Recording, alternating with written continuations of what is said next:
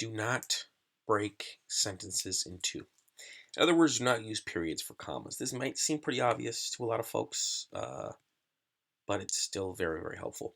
I met them on a Cunard liner several years ago, coming home from Liverpool to New York. Obviously, coming home from Liverpool to New York is a fragment. This is a independent clause.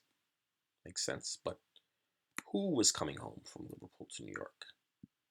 That makes it a fragment, so this should be a comma. He was an interesting talker, comma, a man who had traveled all over the world and had lived in half a dozen countries.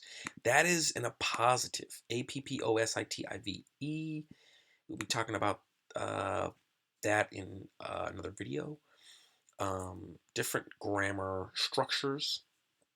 But yeah, that definitely is where a comma should lie. When you're basically restating a noun or a pronoun or a compound noun, he was an interesting talker. So we're describing him, and then we're re-describing him, comma, a man who traveled all over the world and lived half a dozen countries. That's going to be a comma instead of a period. In both these examples, the first period should be replaced by comma, and the following word begun with a small letter.